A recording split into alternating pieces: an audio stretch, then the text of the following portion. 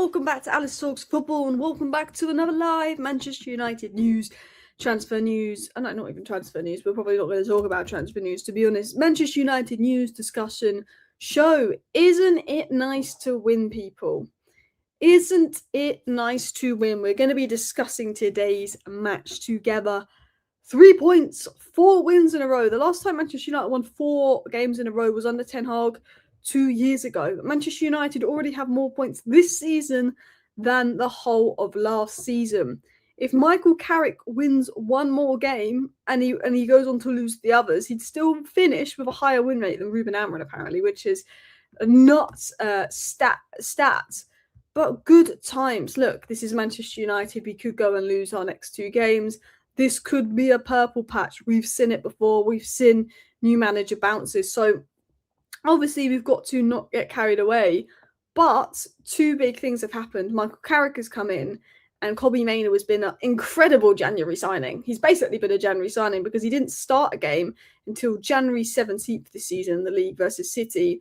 He's fantastic in that game. I thought he was okay in the Arsenal game. I thought he was fantastic versus Fulham. But I think his best game, Mainoo, was today. I thought Mainoo, for me, was actually man of the match because he got the assist for the first goal. But if you actually look at how he was involved in the build-up to the second goal, controlling the ball in a difficult situation, not easy angles, little flicks, how he helped us keep control, because I felt we were 1-0 up. But I felt maybe we underestimated Spurs a little bit. You know, we were 1-0 up, and I felt that we should have killed off the game when we were playing with the ball too much.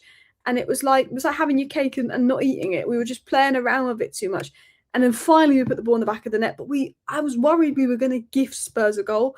I honestly was really worried we were going to give Spurs a goal, give Spurs an opportunity, because we were just faffing about of it. But having someone like Mainoo who just didn't give the ball away, that was just keeping the ball, not making those sloppy passes, progressing the ball well, was key. And I have to say, this is hurting Amorim's reputation.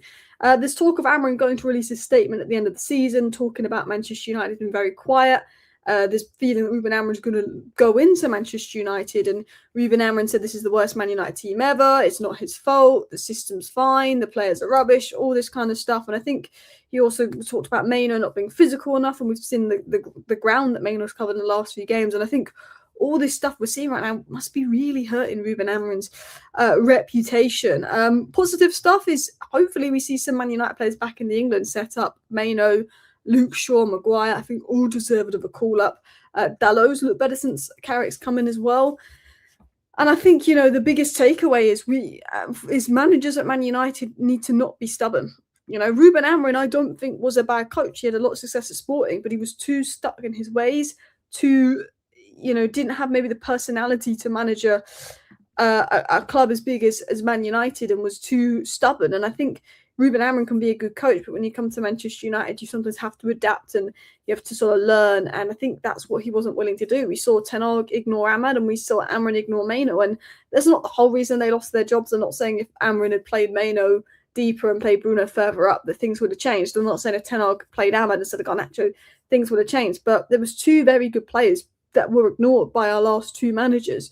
And I think that played a part in them not progressing, because you know, there's a lot of talk saying, well, Alice, you were complaining that Amorim wasn't playing the youth like Mainoo. Why aren't you complaining that Carrick isn't playing Aiden Heaven or Lenny Yoro? It's completely different. It's completely different. I'm not complaining that Carrick isn't playing Lenny Yoro or Aiden Heaven because we're winning games. We're winning games. Why change a team that is winning? I said if we were winning every game, I wouldn't have complained that Mainoo wasn't playing. But we weren't winning games, and our midfield was an issue, and build-up was an issue in midfield, and we literally had a player that specialises in that in the bench.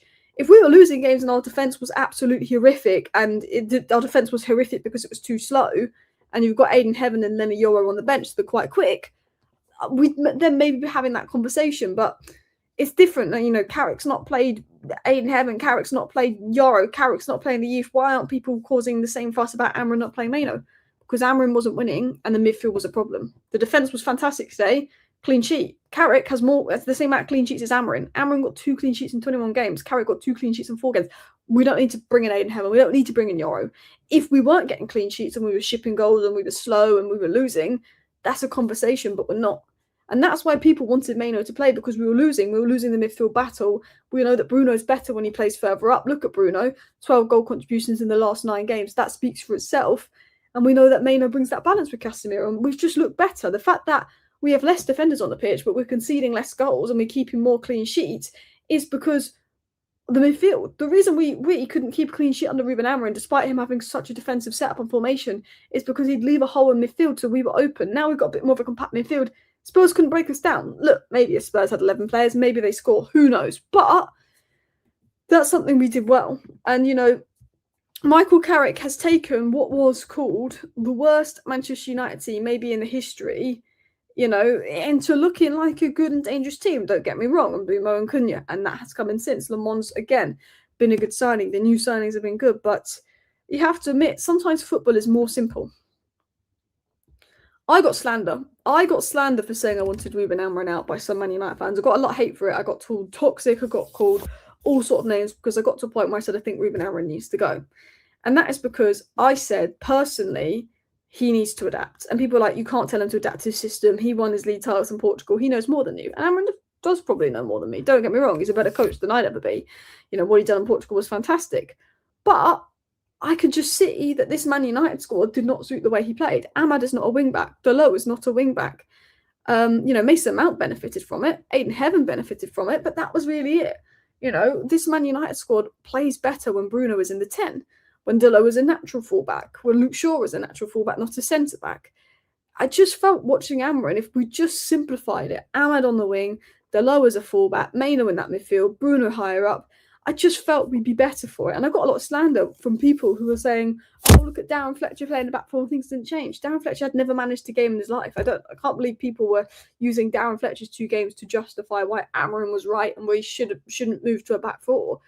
You know, if Amorim's back 5 was working, I would have fully backed it. But I felt that it's in a year of Amorim just not really solving our problems and getting the best out of our players. And I think sometimes in football, it's not always about blindly sticking to your system, but it's about just looking at the players you have and trying to get the best out of them. And I think that's something that Carrick has done really well. I really do. Would you give Carrick the job? It's too early. We might go lose to West Ham. It's too early. We can't get carried away. Ruben Amorim surely gutted he didn't tweet things. Ruben Amorim had over a year to tweet things, and he said he wouldn't.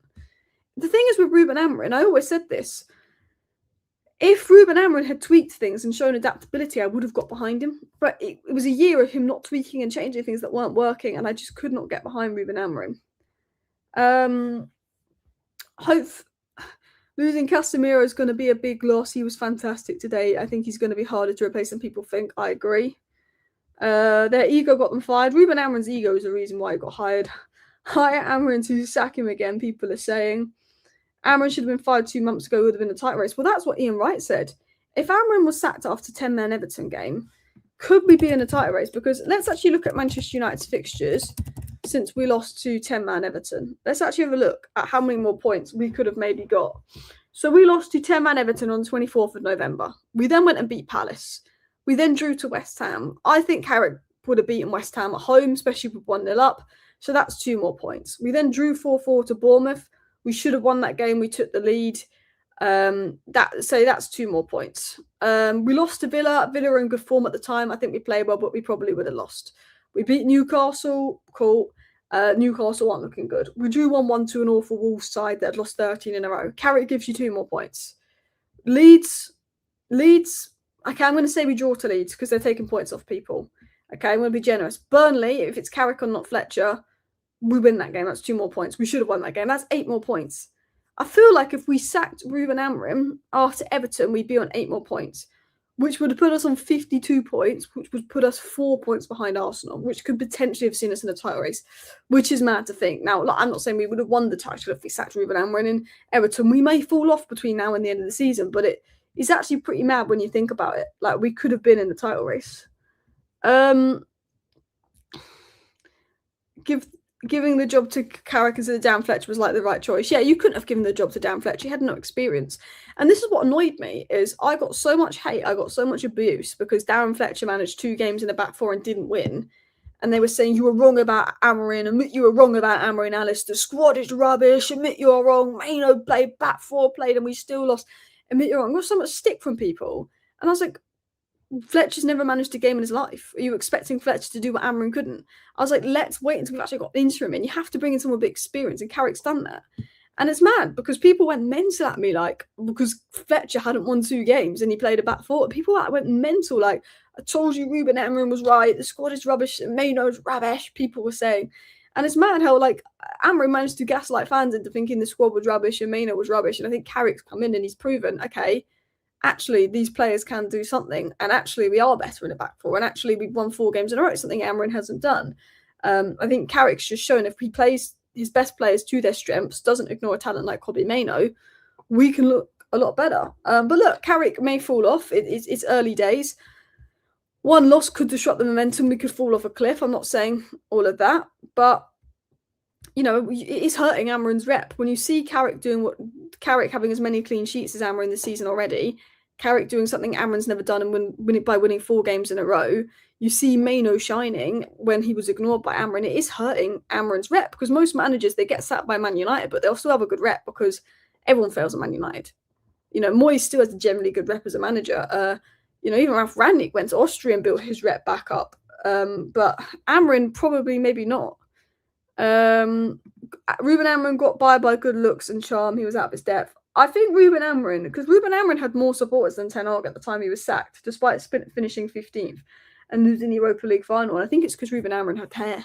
I generally think if Ruben Amorim was ugly, he wouldn't have had as many people backing him by the end. And I think a lot of people just backed him because they were like, can we stop sacking managers? Fair enough if that was your reasoning. But I think there's pretty privileges, I think, in football. I think if Ruben Amorim was fat, ugly and bald and an old school British manager, I think half the people that backed Ruben Amorim wouldn't have backed him right at the end. I generally think he had a little bit of...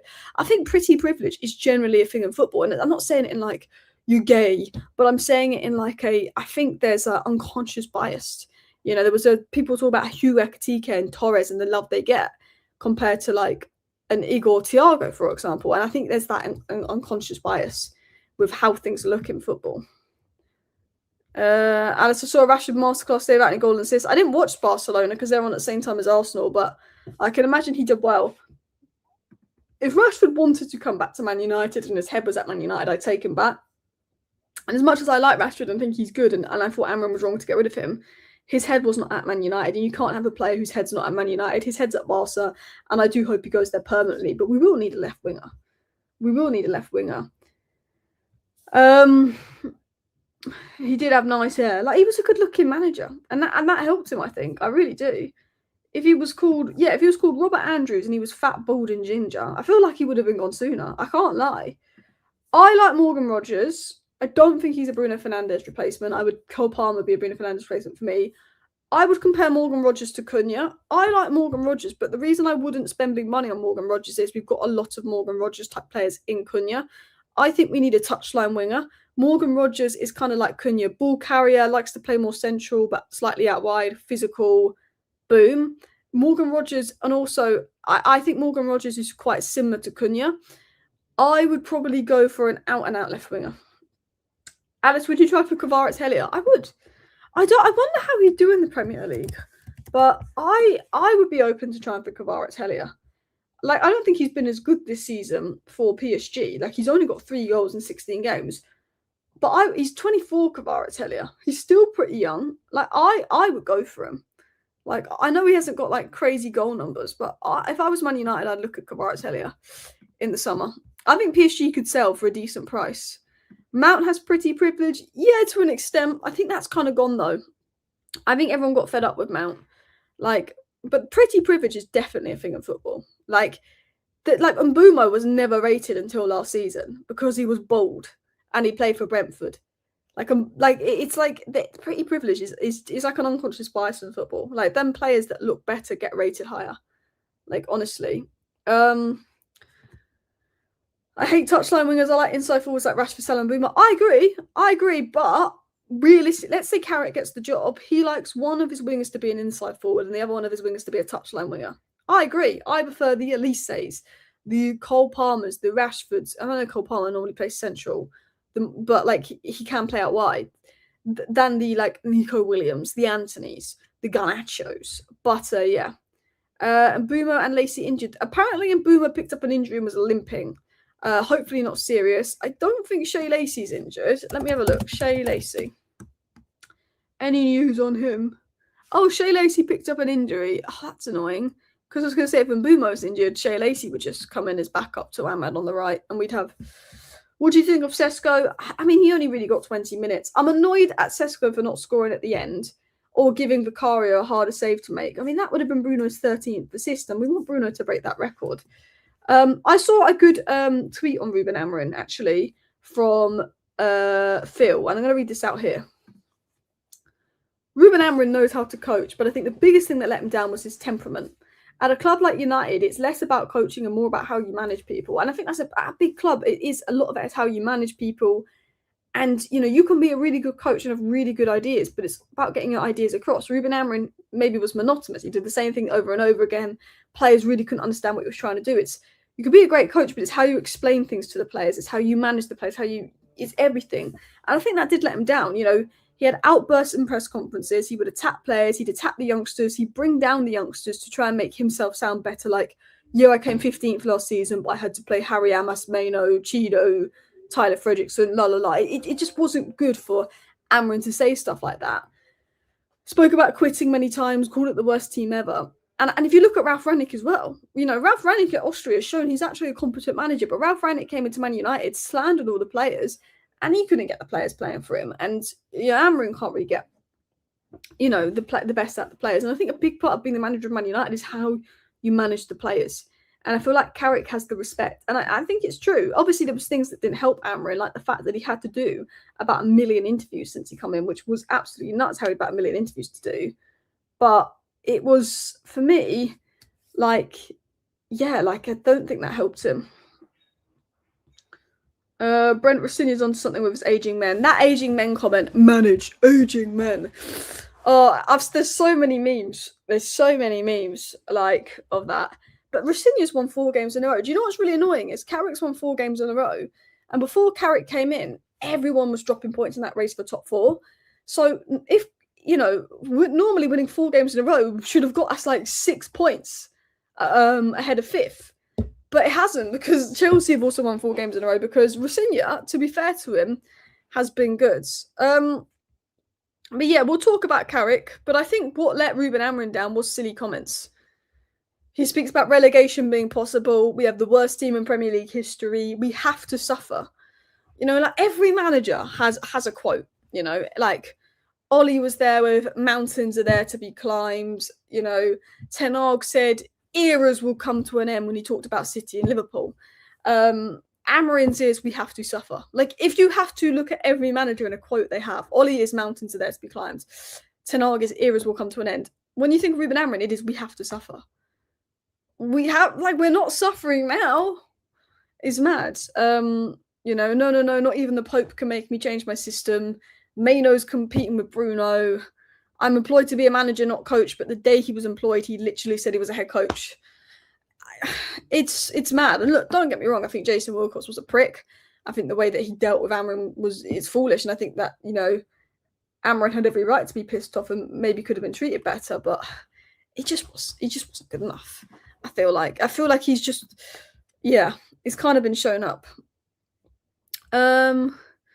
Alice with the receipts, I'm here for it. I'm there with the receipts because I had people generally attack me when Darren Fletcher couldn't beat Burnley, saying, Alice, admit you're wrong about Amorim. I told you playing Mainoo on the back 4 wouldn't change anything. And I got slander. I got slander for it. So I am here being shameless with receipts because the amount of stick I got for saying, I think Amorim needs to go. I said Amorim needs to adapt and find a way to get the best out of these players or go. And he wasn't going to adapt. He wouldn't change his system for the Pope. So I thought he needed to go. And I got slander because Fletcher, who'd never managed in his life, couldn't win 2 games. I got slander. And then Carrick's come in, who has a bit of experience. Ruben didn't get a honeymoon period. Like, yeah, every manager had a new manager bounce, it feels like. Well, Ten Hag never really had a new manager bounce. He lost his first 2 games, didn't he? And then we signed Casemiro. Do you know what? People do not realise how big of a loss Casemiro is going to be. We were so crap. We signed Casemiro, we were good. If you actually look at when we've been good, it's when Casemiro's been good. Ten Hag's first 2 games, awful. We signed Casemiro, we're good. Casemiro drops off in Ten Hag's second season, awful. Casemiro's not great in Ten Hag's third season, awful. Casemiro comes back to his best this season, we're in a top 4 battle. And informed Casemiro puts us in a top 4 race. We need to find 2 players that can do what Casemiro can do, that can rotate with each other in case one gets injured. I'm saying Baleba and Mainoo Kone. Elliot Anderson's going to go to City. Wharton's going to go to Liverpool, I reckon. Baleba and Mainoo Kone. Maybe a Sander Berge for depth. And then you go and look at like a Muzakitas, someone a bit more expansive, a young player, just for the depth. Ruben Amorim hasn't even released a statement. Every Man United manager released a farewell statement after leaving. Amorim hasn't. Apparently, Amorim's got words to say at the end of the season. I think Ruben Amorim's going to wait to the end of the season because I think his statement is going to be explosive. Unless there's NDA signed, there's a feeling that Ruben Amorim is going to call out the club and say a lot. But if Michael Carrick goes on and wins every game and Mainoo keeps putting in man of the match performances and Ruben Amorim puts out an explosive statement, it kind of loses its power. Don't get me wrong. If Ruben Amorim puts out a statement saying Jason Wilcock's a prick, Ineos is a prick, fair enough. But if he puts out a statement saying, you know, these players were rubbish, it wasn't my fault, and Carrick keeps succeeding, it's going to lose its value. Casemiro's helped us big time. Yeah. Sander Berge is one of those depth options. Like, for me, Baleba, Wharton, Sander Berge would rebuild our midfield. Getting Casemiro out, Baleba, Wharton, Sander Berge would be somewhat smart. Mainoo Kone if we're looking abroad. If we're looking at left wingers, I like Kavaritz Hele, I like Njai. I'd look abroad potentially at left winger. I don't want Yan Diamonde. I don't think Yan Diamonde is good enough to make that step up, if I'm going to be honest. That was Amorim's problem. He blamed everyone but himself. Casemiro is awesome. He has so much positive energy. He does. I love seeing videos. They pop up on my timeline on X of Casemiro shouting at Garnacho. The amount of times that Casemiro lost it with Garnacho, and there's so many clips coming up. Casemiro shouts at Garnacho and all of this. It's just so funny. And Casemiro, like, you know, said to a fan, oh, you like Garnacho, and like does a laugh. I feel like Casemiro is just a proper leader. And I remember him getting angry at Garnacho for not tracking back and not doing this and not doing that. He's a leader, but like in a good way. He'll shout at you if you're not doing things right. I think he's a mentor. And he's just a likeable guy, isn't he? Casemiro's likeable because he doesn't like Garnacho. Dan Diamonde should go to Ligue 1. I just don't think he's ready for the Premier League. You've got to look at the league he was playing in a year ago. Ruben spoke the truth and everything. I mean, Ruben was full of shit, but he spoke the truth in a lot of things. Don't get me wrong. I think he was not treated well by Ineos, and he was lied to by Ineos. He spoke the truth in a lot of things, but he also spoke a lot of shit. Like, let's be honest. I'm worried that Romero's ended Cass's season with an ugly tackle today. I mean, Casemiro played for 60 minutes after that tackle, so I think he's fine. And Bumo was seen limping, though. Romero 4-match ban. Like, could Spurs get relegated is the talk. Could guys, have you seen the Premier League table, by the way? Do you know what? I really want City to win tomorrow. I can't believe I'm saying that. I really want City to beat Liverpool tomorrow. I mean, I normally back City over Liverpool, don't get me wrong. But City need to win but to keep the title race more interesting. But then a part of me is like, should we go for second? Do I want City to lose and back us to go for second because we're only 3 points behind them? But I think I want City to win because at the end of the day, there's no difference between finishing second and fourth. Like, for me, it'd be nice to finish above City, but top 5 gets UCL, yeah? If City win, we have 5 points on Liverpool, which means we could lose 2 games. If City win, we have 5 points on Liverpool, and top 5 gets UCL. So I'd rather get top 5 and City win, I think. Who do you want to win, City or Liverpool? Because some people say they want Liverpool to win so we can chase down second for City. But I just think if City win, even if they go 6 ahead of us, if we finish 5th and we finish 2nd, it's the same. Do you know what I mean? It feels better to finish 2nd, but it's the same. So I feel like it's probably better for City to win, and hopefully we can chase them down in other games. I just want Liverpool and Chelsea to drop points, probably more than any team at the moment. I think if Liverpool and Chelsea can drop some points, that helps us. I mean, Liverpool could go below Brentford if they lost 2-0, which is mad to think. Everton are in 8th, you know.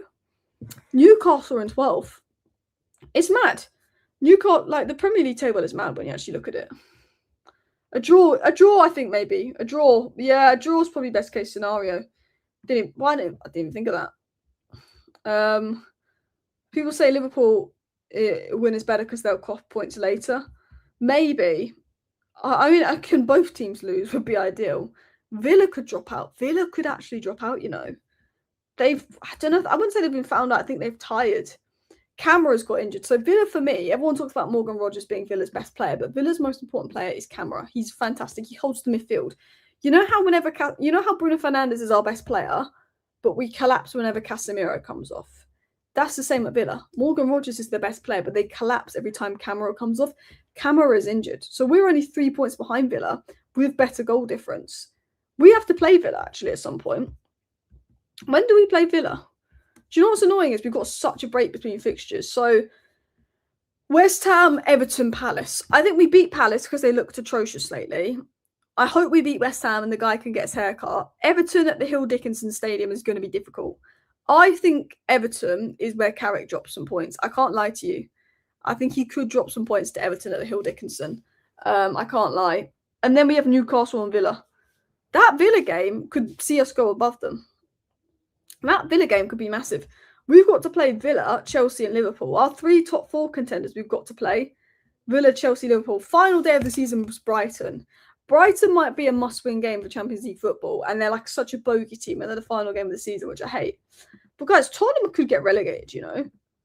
I don't think they will, but look, they're 14th, Tottenham. They could go down to 15th if Palace win. There's only 6 points between Tottenham and West Ham. I mean, the goal difference, it's 7, really. There's only 6 points, and Romero's out for 4 games. Udogie is injured. They've got Newcastle next. They have a really bad record against Newcastle. Arsenal, they have a really bad record against. Fulham, Palace, Liverpool, Forest. That's not an easy end to the season for Tottenham, which is actually mad to think. I don't think they will go down. We're going to miss Casemiro big time when he leaves. Spurs fans want Frank out, which is fair. But I don't think you can blame Thomas Frank for today. There was nothing. I don't think there was anything you could do after Romero went off. I think Tottenham were okay before the red. The next game a guy could get his haircut. It's going to be mad. We were not good today. Our midfield was bullied in the first half. Amad Diallo started to shrink. I think Amad should be benched. I think Amad was fine. I think he just grew into the game. EM. Who's EM?